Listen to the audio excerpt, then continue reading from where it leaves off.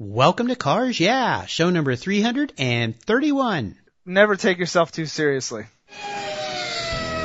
This is Cars Yeah, where you'll enjoy interviews with inspiring automotive enthusiasts. Mark Green is here to provide you with a fuel injection of automotive inspiration.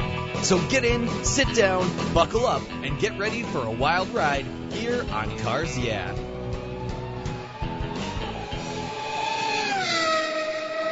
Do you know the best way to protect your vehicle, both the exterior and interior, is with a car cover? I've been using Covercraft car covers since 1975. It's a fast, easy, and inexpensive way to keep your vehicle looking new. 2015 marks Covercraft's 50th anniversary. They've manufactured premium quality exterior and interior covers here in the United States with a reputation for durability and design.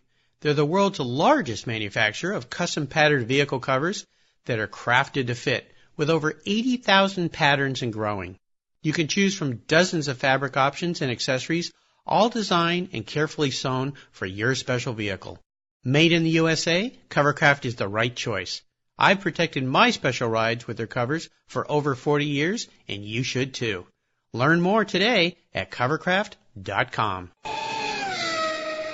Hello, automotive enthusiasts. I am revved up and so excited to introduce today's very special guest, Michael Austin. Michael, are you buckled up and ready for a fun ride? Absolutely. Cool. Great to have you here. Michael Austin is the editor-in-chief at Autoblog.com. His first automobile was a Dukes of Hazzard General Lee pedal car. By the way, I had a Cadillac pedal car, but I think yours is a little cooler than mine. Mike's career in journalism started as a gopher at Automobile Magazine, followed by a brief internship at Car in London.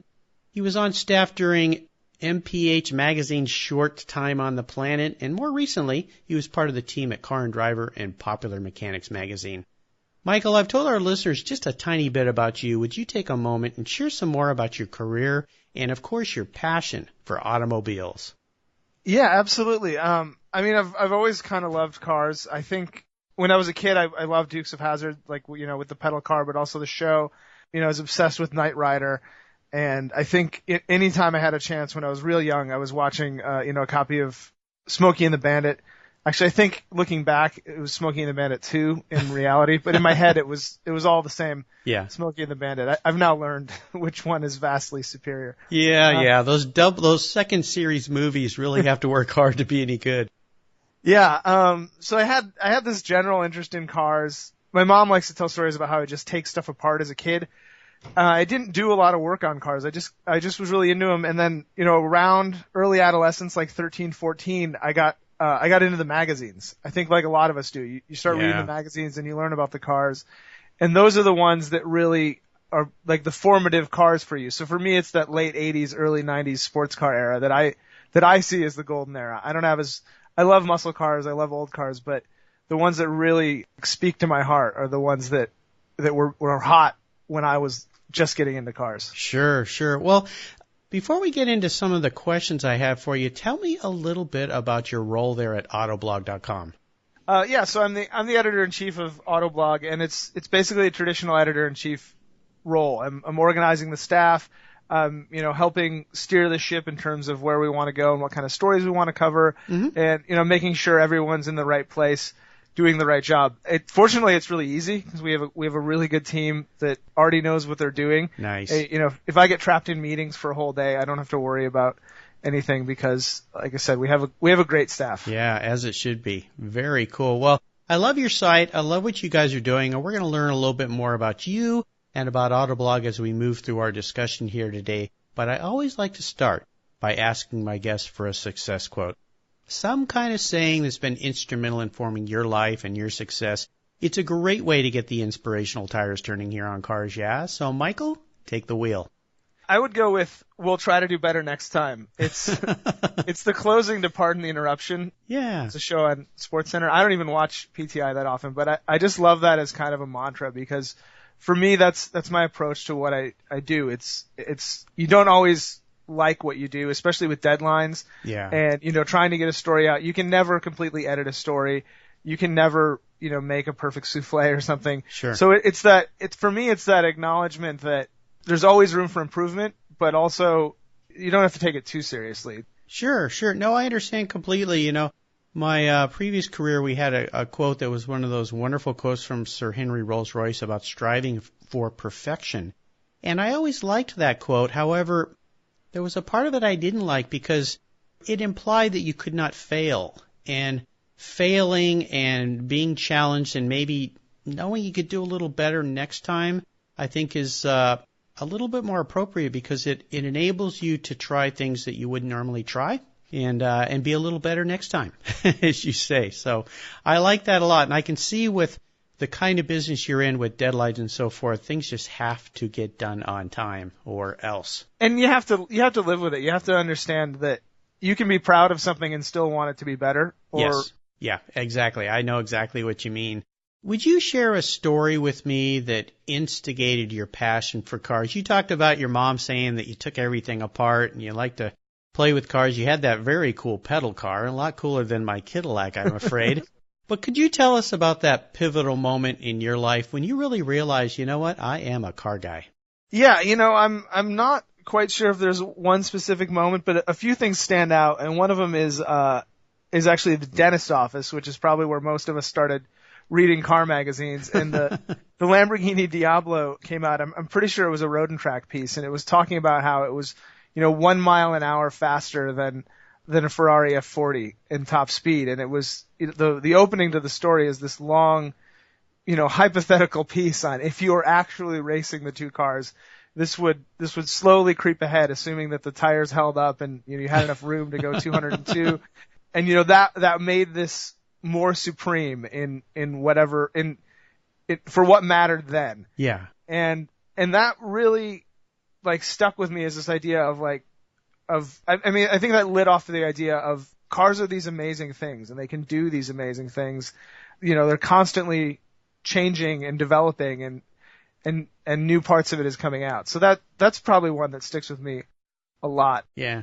Cool. Well, that car was so iconic, and you go back to the Countach before that. I remember you talked about the movie with Smokey and the Bandit, the Gumball Rally, the beginning of that movie with that black Lamborghini being chased by the highway patrol, comes to mind with those cars. So, yeah, pretty darn cool. And one of my friends, Mike, who's a local guy up north here, has a Lamborghini Countach that I'll give a shout out to Mike. That is so cool. I had the pleasure of following him to an event we have up here, Cars and Coffee event, Exotics at Redmond Town Center, and to sit behind that car and look at the rear end of that thing and listen to the V12, what fun. The Lamborghinis to me are kind of amazing because if you look back at the Countach and all of the V12s, they're almost the same car. I mean, you look at the way the engine's placed and the layout of the dash, it's very much an evolution.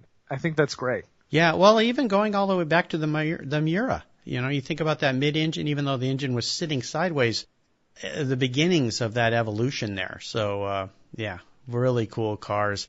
What I'd love to do now is take a look at some of the roads you've driven down, and as I say, crawl under the hood and get our hands a little dirty and ask you to share with us a huge challenge or even a great failure that you faced along the way in your career. The best part of this discussion has to do with how did you overcome that particular situation, and of course, what did it teach you? Yeah, there's been a couple. I've actually been really lucky. I would say that first and foremost. And a couple times in my career, I've just made the decision that said hey, I want to go for this. The internship at Car was I was working at Automobile, and I worked the connections through Jamie Kittman. Actually, shout out to him. He was a columnist at Car, so I got some contacts at Car, and basically just begged them to say, hey, can I come be an intern? And, they let me go over there for about 7 weeks, and I basically worked on one issue start to finish. Nice. With them. But that was a bit of a leap where it was I was going to grad school for engineering. I still had an interest in engineering as a career, but I wanted to, see if I could give the journalism a shot, see what it was like. And, I had to borrow money from my parents to go do it because it was unpaid. I'm sure British Customs would not have approved a visa if they did try to pay me. Yeah. And then, and then a few years later, it was the same kind of thing. I was at a bit of a crossroads, can I make a career out of this or not? And, that's when MPH came along, and it was a risk, but it was a fantastic one, but it only lasted 2 years. And so again, I was at this point where I'd been doing something and it was working well, and all of a sudden I was out of a job. I had a house that was a little bit expensive for me. I had some other personal stuff going on in my life. And that's one where I really just made this decision that said, you know what, I love what I'm doing and I love where I am. I'm just going to try to stick it out. Yeah. You know, there wasn't any one specific thing where it's like, I need to do this better or do that better. It was a combination of hard work and luck, and also just, you know, but some of it, I guess, would be, I think some of the luck is you create your own luck, that, you know, working, networking, talking to people, making good connections, and knowing when you rely on those connections, you can ask them politely and say, hey, do you have something? Do you have any leads? I'm not one to hound people, which is one reason why I never made it that well any time in my career as freelance. But and that's a skill that freelancers are very good at in a good way. But for me, it was just sort of that, you know, stick with it. Yeah. Well, actually, one other thing I would say was do something that you love. Mm-hmm. Yes. I know it's kind of cliche and people say it all the time, but that was something where automotive journalism doesn't always pay very well. Mm-hmm. And it was, for me, this was, well, it's okay because I get to travel and I'm enjoying myself and I'm doing a job that I like. And in terms of your mindset and your overall life happiness, if you can do something every day that you enjoy, it really gives you a head start for the nights and the weekends. Yes. You know, you shared a lot of really interesting things there. One is grad school as an engineer and then leaping into journalism. Usually that's left brain, right brain leaping, because those two don't usually go together that well. The engineering mind and the journalistic mind, that creative and the other side, I know because I'm married to an engineer. My wife's an engineer, and she thinks very differently than the creative side of me, how I think. But I think you hit on a couple other key things there that I'm so happy you did. You chased what you're passionate about, and that's what Car Jazz is all about. So thank you for sharing those personal stories. Let's shift gears here and go to the other end of the spectrum. I'd love for you to share what I like to call a career aha moment, when the headlights are flipped on and they illuminated your way for this new direction you had, this new idea, and tell us, how did you turn your aha moment into a success? You know, I guess the one story I would go with here is I was in undergraduate and I went to school in Ann Arbor at the University of Michigan, and I knew that car and driver and automobile were there. And I hadn't thought about, you know, it as a career. I just knew they had these low-level gopher jobs. They're called road warriors at car and driver. And anytime you call, they'd say, we're not hiring now, but send us your resume. We keep them on file. Mm-hmm. And I would never do it because I was, whatever slacker nature I had was like, well, who knows if that's actually going to happen. Right. I'll get around to it. I never got around to it. So I was doing crossword in a lecture once, and they had a classified ad in the student paper for a gopher at automobile. And that was immediately the light bulb went off. I was like, wait a minute. This is the chance now to do this. Yes. So I immediately went home, and I didn't even know how long the ad had been there. So I was kind of panicked, like, what if this is already filled? You know, why didn't I send my resume all those other times? So I immediately went home, printed out my resume, and I didn't have a fax machine. The ad called for a fax. So I was like, I'll just drop it off. And then this goes back to some of the luck there. I think what happened was someone else didn't show up to an interview because it seemed like there was some confusion, because I went right in and interviewed with the office manager. Oh, and they thought you were somebody else? As soon as dropping it off. Yeah. I mean, like I said, I just came in and said, hey, I'm dropping off my resume for the ad. And initially they were like, oh, are you Brian? I was like, no, I'm not Brian. Well, I could be. But you know, it was a bit of luck, but it was also one of many lessons, I think, where, that was, you know, just do it. Don't procrastinate. You know, something else you keep mentioning is the word luck. And I like to think of luck as that old saying that when opportunity meets preparation.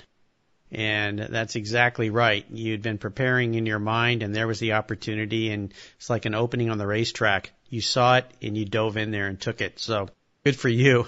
Well, yeah, and don't get me wrong, I still procrastinate a lot. And you know, that's kind of you to think that preparing in my mind was a preparation, because oftentimes that happens with writing, where you know, you're thinking about a story for a few days, and then right. you finally sit down, or you tell yourself you're thinking about it. And when it's finally time to sit down and write, you realize you haven't. But sometimes that mental preparation really is part of the process. Oh, it really is. I think so. I try to go for a walk every day, and I can't tell you how happy I am to have a smartphone where I can record my thoughts, because I think of these things on this walk, and if I don't write them down, by the time I get back, oh, what was I thinking? That was a great idea. Was it that great? I forgot about it. But, your brain starts opening up and working, so I think that works really well. How about proudest career moments? I would assume you've had many, but is there one in particular you could share with us? Honestly, right now, I think is my proudest moment. A couple times in my career, I've, wondered, how far do I want to take this? Where do I want to go?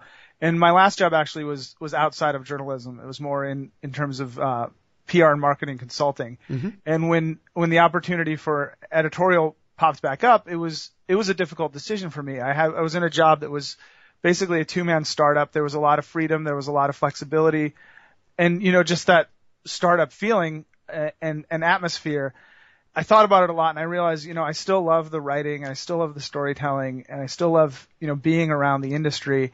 And I owe it to myself to see how far I can go and, where I can take it. And in this specific case, I joined as executive editor and then got promoted to editor about 3 weeks later. So far faster, faster than I planned. That's a fast track.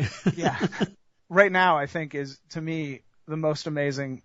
Every day I'm excited to come into work and just feel honored that I have the opportunity to be the editor-in-chief. Fortunate guy. Not a lucky guy, a fortunate guy. Let's have a little bit of fun here. What was your first really special vehicle? And if you could share a memory you have with that car. Yeah, I think it's, I still have the car, and I've had it 3 or 4 years, but it's a 1996 Buick Roadmaster wagon. Oh my goodness. Now that's unique for a special car. Yeah, I mean, I've had a few cars. All of them are special in their own way, but the Roadmaster is the one I think that it's the first car that I really purchased and held on to, and it was something where it's like, I've wanted one of these for a while. I'm going to do it. I'm going to buy it. And I used it as my daily driver a lot probably in the last year. And it's just this great feeling to be like, I'm driving an old car that's really silly. It's almost hipster. It's got the wood sides. Yeah. And, people look at you strange. People don't understand it. And to just be driving the car and say, I love this thing. It's so much fun. It does exactly what I want. Yeah. And, you go through adventures. One of the things about old cars that I love is they kind of talk to you. You can feel them. They have a little bit of a spirit. And, in the Roadmaster, the transmission was going out.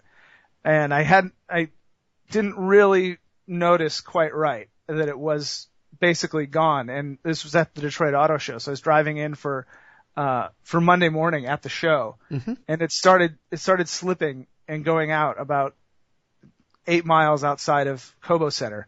It wouldn't go more than like 35 miles an hour, but I basically coaxed it up to Cobo into a parking spot enough. So it made the trip there. And then I got it towed away midday, but it was, to me, that was one of the great stories about that car was like, knowing that it gave everything it had for me. And it got you there. Yeah. Yeah. I got it a rebuilt transmission. So there you go. Very cool. As a kid, I remember my parents had one of those wagons with the wood on the side. We had a Oldsmobile, actually several of them, Oldsmobile Vista Cruisers back in the 60s and early 70s. So, yeah, fun cars. How about seller's remorse? Is there a vehicle that you've owned, you've let go, that you really wish was back in the garage? My history of cars is probably a lot cheaper than maybe some of your other guests, because this is another cheap wagon. But I had a Subaru Legacy Brighton, and I think it was a 95. Mm-hmm. And the Brighton was the cheap model. It was like two speakers in the front, no power locks, no rear wiper. It had air conditioning. And I've actually bought it. I bought it off an Auto Trader ad that didn't have any photos. So I bought it sight unseen. Oh, brave guy. It worked out fantastic. I loved the car. It was, reliable, practical, and it was just a really good car, and it cost me almost nothing. And then I had a bunch of tickets come through on my record, and the insurance went way up. Uh-oh. So I was like, this isn't worth it to spend this much on insurance for the car. I was actually in my career was just getting into press cars at the time too. So it was like, I don't necessarily need this as a car, so I'm going to sell it. And I always look back, that was like, if I had just some kind of beater sitting in the driveway, a friend in from out of town, or you need to go to the hardware store or the lumber store. Yeah. This thing would have been perfect. The Roadmaster serves a little bit of that purpose. And maybe I wouldn't have got the Roadmaster if I held on to the Subaru. Well, I have a lot of funny are very interesting answers to that question. The gentleman I interviewed yesterday, his was a gull-wing Mercedes that he sold for $6,000. So, you know, you never know. That Subaru could be worth something down the road. So, yeah, the buyer's remorse, I think, would be the Fiero. I had. Oh goodness, yeah. I raced it in the 24 Hours of Lemons. So at Car and Driver, we did one as a story, and we bought a 4-cylinder Fiero. Mm-hmm.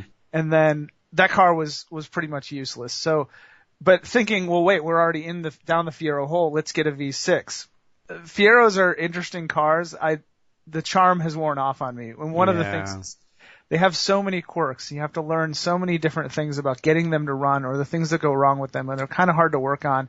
And I just, the reward wasn't there for me. Yeah. And I actually sold it to another Lemons team and then the Judge Phil constantly made buyer's remorse jokes to them about me, bamboozling them. But they did get a class win. They did a much better job than me. But it's this, part of owning the Fiero is you're part of this club, and I didn't want to be part of that club. Yeah. Those cars just horribly underpowered, you know, kind of fun when they came out. Ooh, a little sports car, but usually a big letdown when you got behind the driver's steering wheel. So, oh well. How about current projects? Is there something you're working on today that really has you excited and fired up?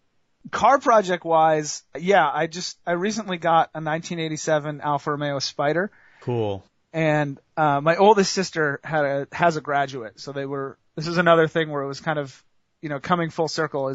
That was one of the first cars that made an impression on me. I've kind of always wanted one. I asked some friends that know Alphas before I bought it, you know, should I get this? The price is good. I think I'll be money ahead after I do whatever needs work on it. And their first question was, have you heard of the Miata? But the car is pretty good. The paint's not that great, which is fine because then I don't have to worry about it being a Concours car. Yeah. But it only has 18,000 miles. So. Oh, cool. But being an Alpha and being a bit of a car that was in the garage, I'm doing just updates on it. Like the transmission mount was bad, so that needs to be replaced. And the cars generally like to get new engine mounts. So then while you're at it, let's replace the belts. Let's replace the hoses. And last night I was in my garage till midnight because, like any Italian car, I think it becomes a cascading project. But to do the belts, you have to take the radiator out. Mm-hmm. So of course. It's actually less frustrating than I thought it would be because there's a progression to it. Like it's not like, why is this hidden? There is a bit of why did they lay it out like this, but it's also very clear. Oh, to do this, you have to do this first and then that. Yeah. Well, you have to have a bottle of Chianti sitting on the workbench while you're working on those Alphas. So, but they're a lot of fun. Beautiful cars. So you're going to have a blast with that thing. Here's a very introspective question for you, Michael. If you were a car, what kind of car would you be and why?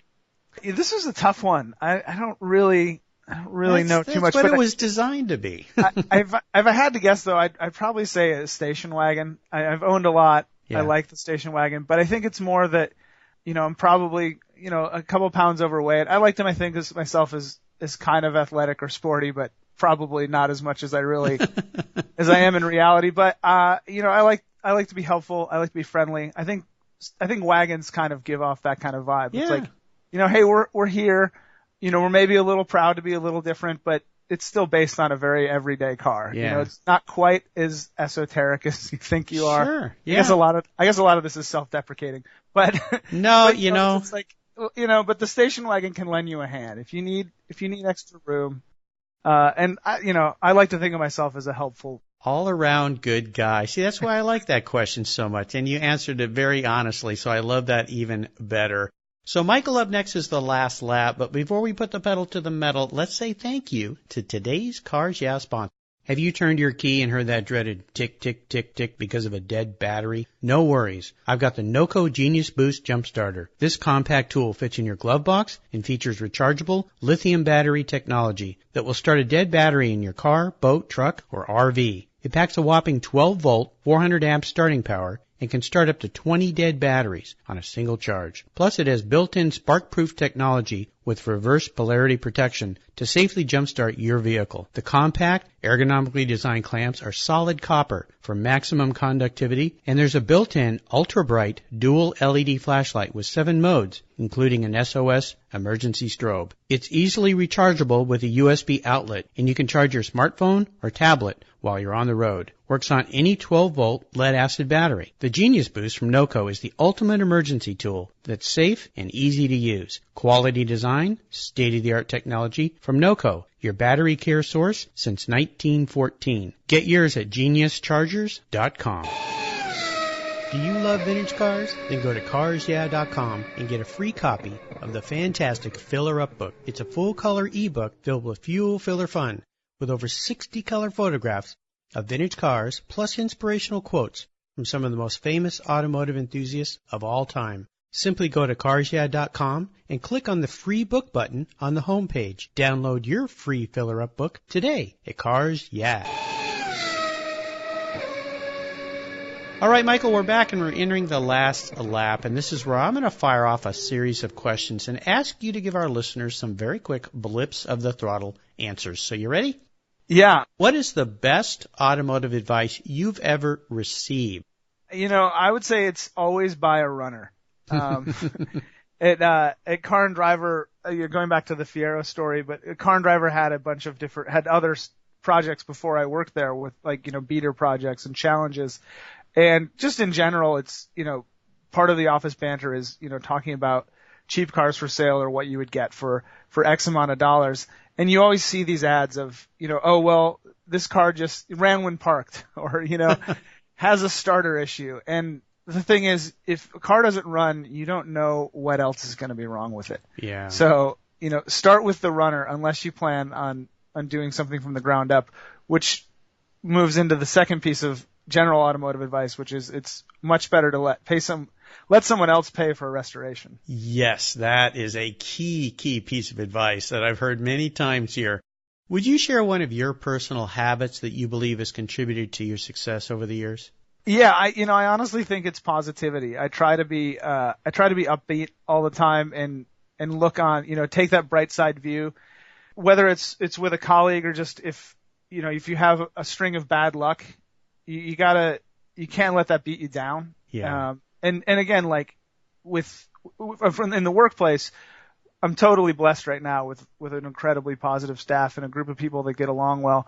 But in any workplace, most of the time, everybody's working towards the common goal, even if you disagree. And it's I think a key to making sure that works and you still work within any system and get along with people is that, maintain the positive attitude, assume best intentions. Yes. Some people might, I come off the wrong way to some people sometimes, I'm sure. Other people come off the wrong way to me.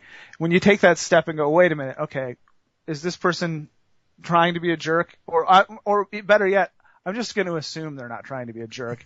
And absolutely. And we'll figure out a way to get through it. And I think that's made things easier for me because, maybe there were challenges I didn't even recognize because it was just a roadblock that you kind of hop over. Sure. Yeah. The gas tank is always half full. I love it.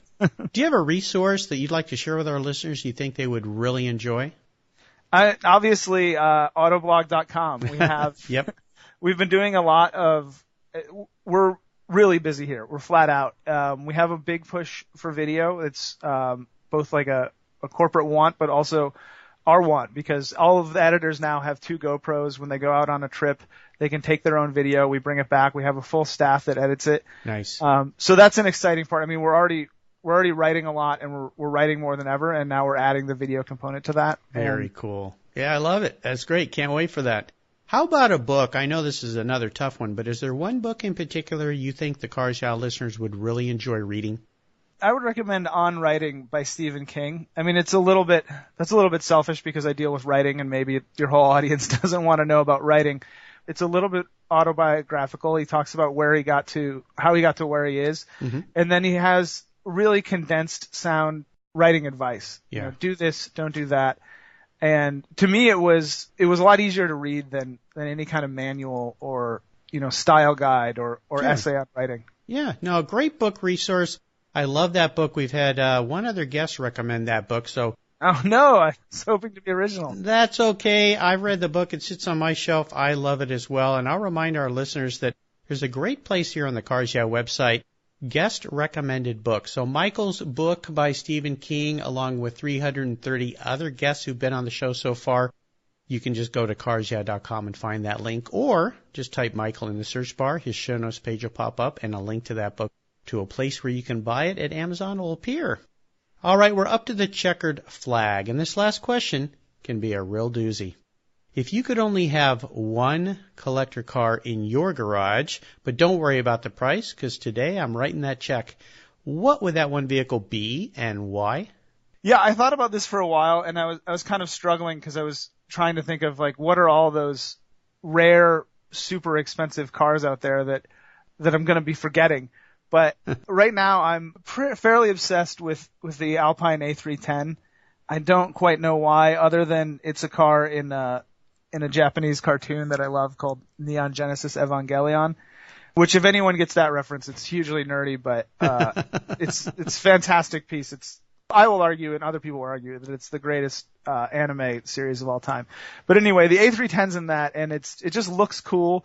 And then you read up on it, and it looks cool in real life. It's more attainable, so the check isn't as much of a big deal. Oh, but, I appreciate that. And then it's weird. It's got that weird Frenchness to it, where it's just French enough to be bad. And for some reason, that's endearing to me. And actually, the other car related to that show is a Mazda Cosmo Sport, and that's another. I love it for all the same reasons. I think if I had the blank check, I'd probably go with the Cosmo, because that's definitely more rare, and getting a nice clean one that's original is probably harder to come by. Okay. Well, geez, you were going to let me off the hook a little bit there, and then you upped the game a little bit. So I gotta get the bigger checkbook out. But hey, that's okay. I want to get you what you really want. But that is original. That's the first time anyone has chosen a Cosmos here on Cars Yeah. So there's your originality. I love that. Something different and unique and kind of out there. So great choice, Michael. Great choice. You have taken me. You're welcome. You've taken me on a great ride today. I've really enjoyed talking with you, and I want to thank you for sharing your journey with the Cars Yeah listeners and with me. Could you give us one parting piece of guidance before you drive off into the sunset in that Cosmos? Never take yourself too seriously. Great advice. That's a first, too, so I love that one. What's the best way for our listeners to learn more about you and your business? Well, definitely visit autoblog.com, and you can also follow me on Twitter or Instagram. I'm sporadic on both, but the Twitter is Ray Miguel, REYMIGUEL, and the Instagram is Ray Miguel Austin. There you go. Well, listeners, again, you can find links to everything that Michael's been so kind to share with us today at carsyeah.com/Michael Austin. Just put Michael in the search bar. All these links will pop up on his show notes page. And check out Autoblog. It's a great site. I love it. I think you're going to love it as well. And we can't wait to see this expansion into your video series. That's going to be really cool. Michael, thank you for being so generous today with your time and your expertise and for sharing your experiences with me and the listeners. Until we talk again, I'll see you down the road. Thanks, Mark. You're welcome. Thank you so much for joining us on today's ride here at Cars Yeah. Drive on over to carsyeah.com to find show notes and inspiring automotive fun. Download your free copy of Filler Up, a fun book filled with gorgeous photographs of fuel filler fun, including quotes from more inspiring automotive enthusiasts. Download your copy today, and we'll see you next time on Cars Yeah.